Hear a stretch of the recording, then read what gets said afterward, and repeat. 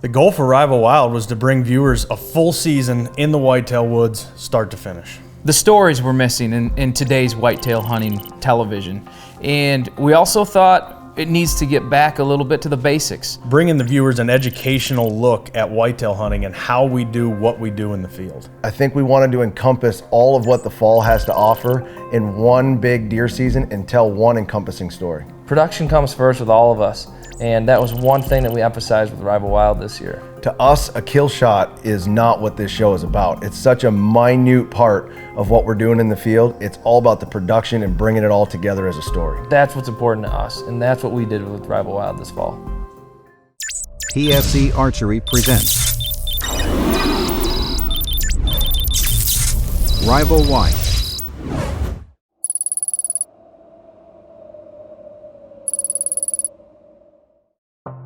It's the middle of January, and after a long 4 months, the Rival Wild cruise season is finally coming to a close, but not without one last-ditch effort to try and find an old mature whitetail. We are here. Rich, Chase, Jameson, and I have came down here to Illinois' late season. Rich and I are set up on the south bar this morning, and we've already seen a pile of deer. And saw a couple bucks down here in the north tube, which we call the Twin Tubes. Honestly, we're on a doe mission right now, and we're just gonna start laying them down, start doing the management thing. And we've got 7 cameras right now. We've got one out there, and we've got like 6 other cameras in this tree with us. It's ridiculous. But hey, when you got 2 field producers in a tree and one's hunting, you're gonna have the best. I'm telling you right now. We're gonna produce it the best way we can. So here we go. First up to bat, me. It's the first inning. Let's get it going. I don't know why I went with the baseball thing there. First inning, first up to bat. I really don't. I swear you farted.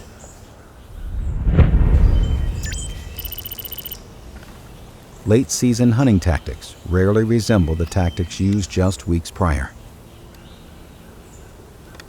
With the frenzy of the rut now over, it's time for the deer to turn their focus back to food. January in Illinois can be plagued by vicious temperatures and shortened days. Now is the time for the deer to maintain their health. Pregnant does must feed heavily if they have hopes of birthing a healthy set of fawns, and bucks must regain the precious pounds they lost from weeks spent on the move. As their patterns change, so must the tactics.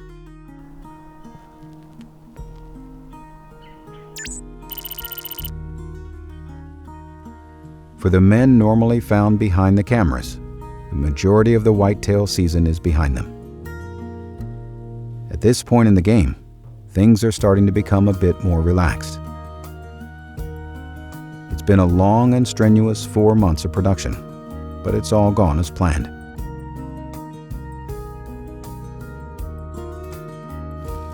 I just got a text from Jameson right here. And him and Chase ran out of battery on the Ranger putting trail cams on. So they had to push it to the pheasant farm, which is quite the distance from probably where they were. And there was an extension cord there. So they got a 6-footer from inside the house that was plugged into the TV. and they're charging it right now. Oh boy, this trip just gets better and better, I'll tell you. It's no surprise that high winds have accompanied the frigid temperatures. The crew has been relentlessly pounded by winds for months. A few empty doe tags remain for field producer and photographer Rich Schultz. No? Right now? Okay. All right. First day in Illinois, late season. The whole camper crew came down. My turn to stand. Jameson, Aaron are out setting some stands and scouting tonight. So Chase and I decided to come. Well, actually, Jameson sent us to a different set of stands. And I haven't been in the stand once. I guess Chris and him set them up. And there's one track in this area. One. That's it. Mud all over the place. Not but one track. It's awesome. So I feel real confident about this spot. Plus we got like 50-mile-an-hour winds blowing in our face. Awesome. So we'll see what happens. Alright, all the way across the field from us is a guy we're walking right down the road. I can't figure out who it is, but I just looked at my phone and it says that Jameson buried the Polaris. The Ranger was buried by Jameson. And then it says the truck is stuck. So Aaron got the truck stuck. And that's Jameson walking down the road. And I'm not sure who the other person is, but possibly that's the truck. So that's funny. So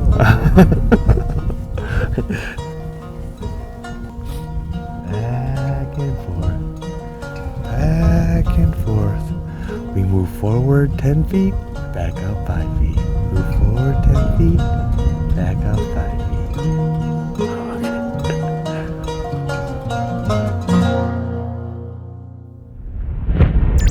So, literally getting towed back in neutral on the Ranger with a low battery light blinking. Go get a charge. The only bright news is we laid eyes on 3 shooters tonight. I got them where they came out, I got where they went, and I'm gonna try to get on them tomorrow.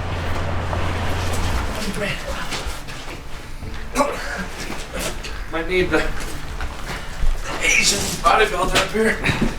Here, I'll help you out.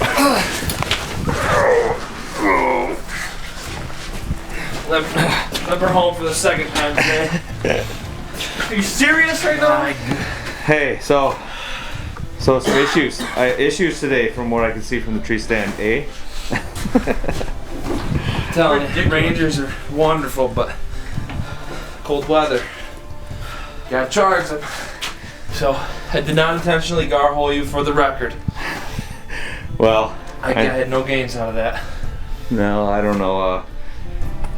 Felt kind of garholed with one track coming to the stand in the mud of deer.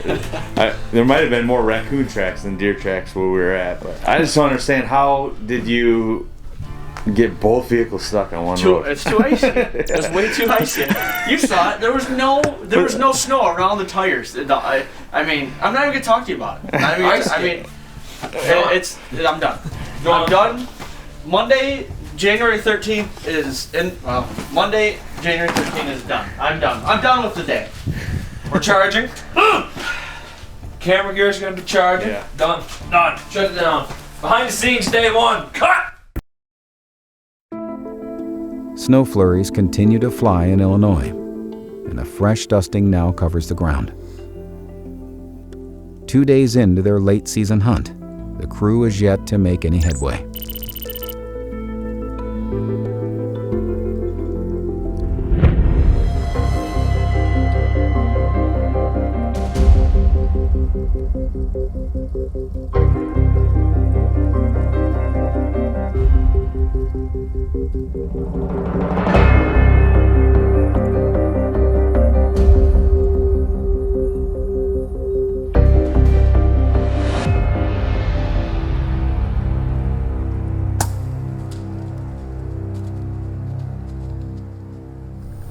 This morning has been pretty eventful.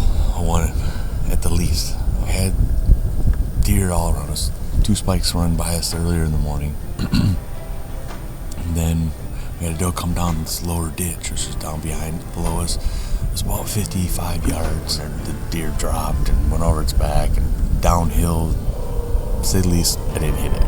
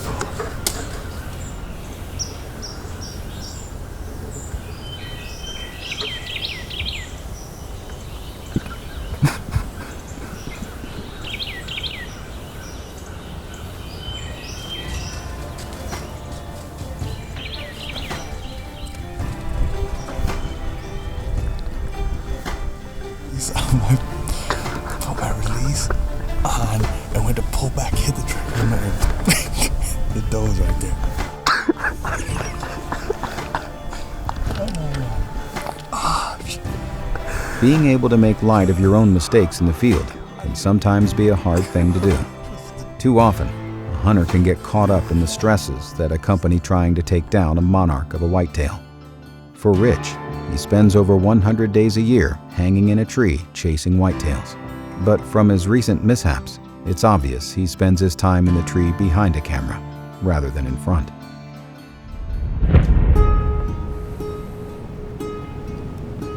First day, finally in the stand.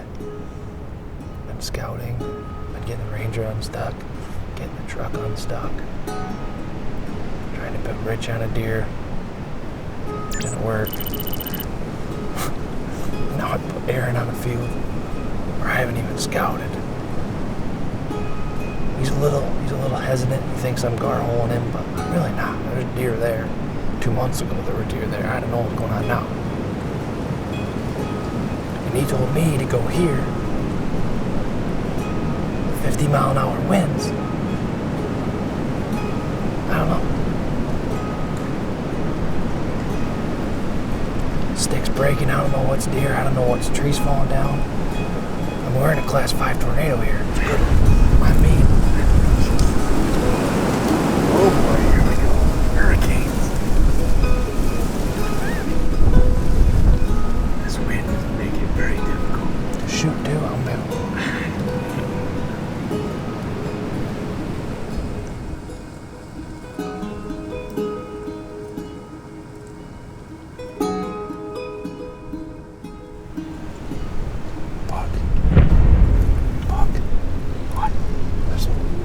up there, all I see is tines moving. Wait, I'll go over there right now. Oh, buck. Look over here. Buck, it's a buck.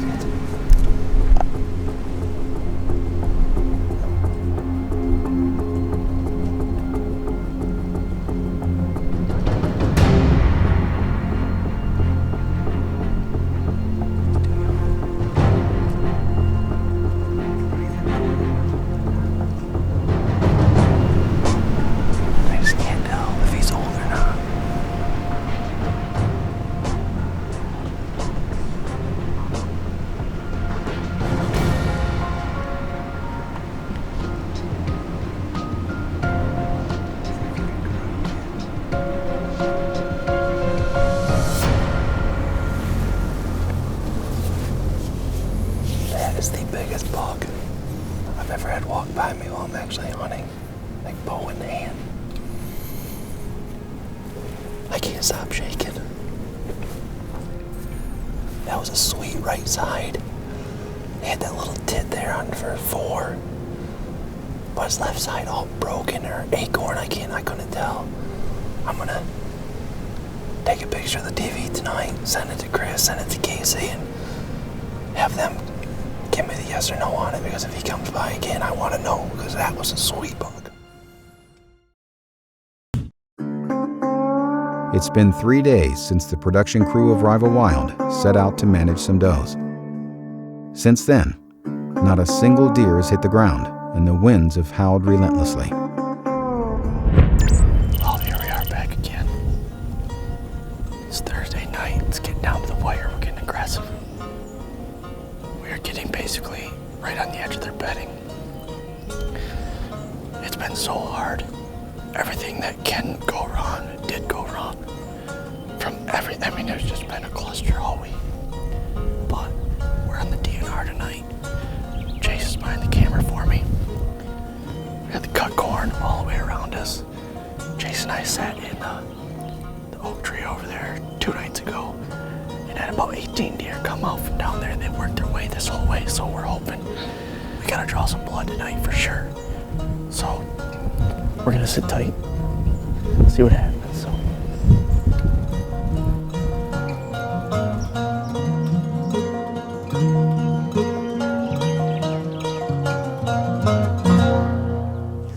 right here, see it?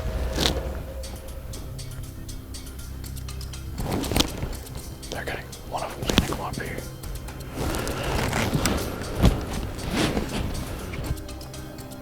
This first one, Chase. She's at 50 yards.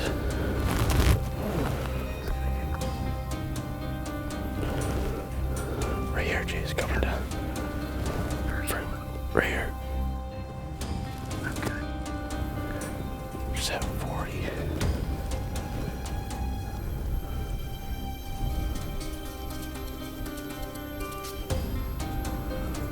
Okay, one of these.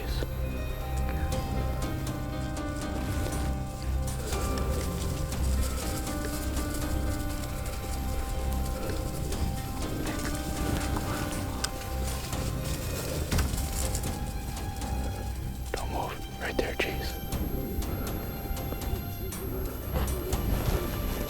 First one. Yep.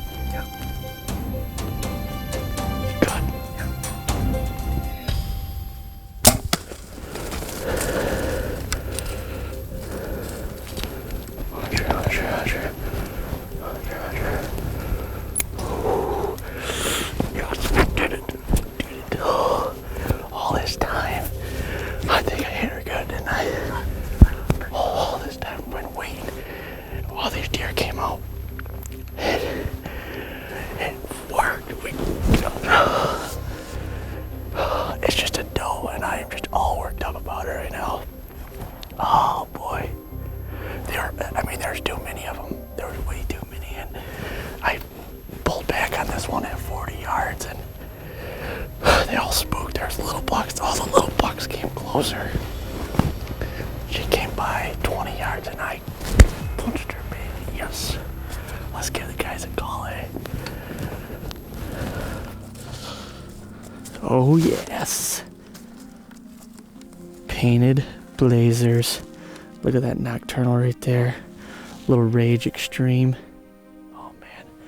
I just called the guys. I told them to come up, and here they come. Headlights in the field. Coming.